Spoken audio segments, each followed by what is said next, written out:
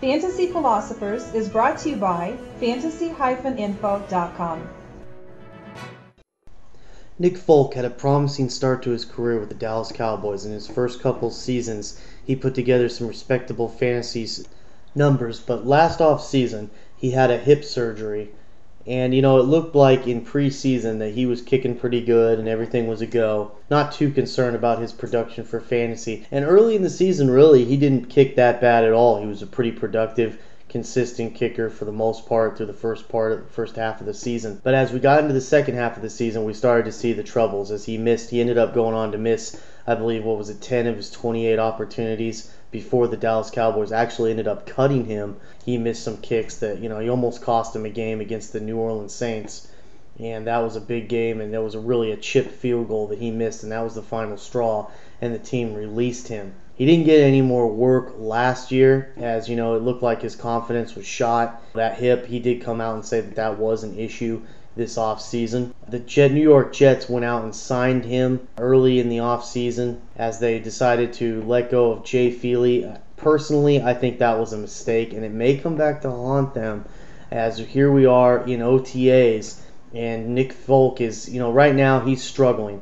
They had a Thursday practice there for OTAs, and his first four field goals, he missed all of them. He finally made his fifth one, and the fans, I guess, reportedly were cheering for him. They were just sarcastically cheering. But they brought another guy. It was Clint Sittiser. I'm sorry if I don't get that last name right, but he was even worse than Nick in his field goal tries so far in OTAs. But I still believe that Nick will bounce back. We're just in OTAs right now. Still got to get his confidence back. He's got to get his flow back and going again.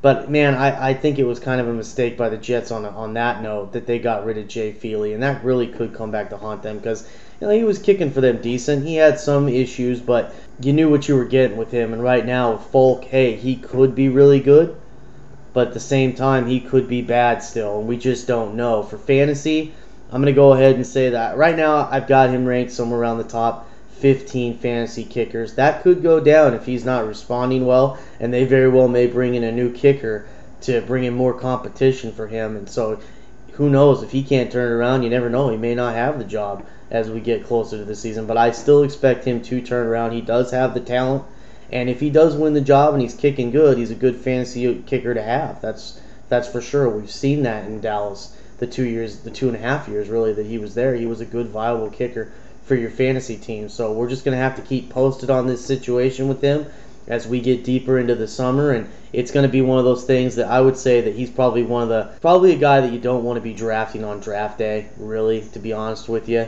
He's the kind of guy that if we see progress as the season's progressing, he's the kind of guy you want to pick up if, the guy that you have is kind of slow. Maybe have a guy like a Matt Prater and Denver's offense hits a slow lull and they're not getting things done, or what have you, whatever the kicker that you have, they're just not getting it done right now. Maybe they got injured, whatever, and Nick's getting it done. But I really wouldn't recommend him right now as a guy that you should be selecting on draft day, unless maybe you're in a 16-team league, you're in a big league like that. Maybe you go ahead and look at him, but 12-team in, I wouldn't look at him for this year's drafts.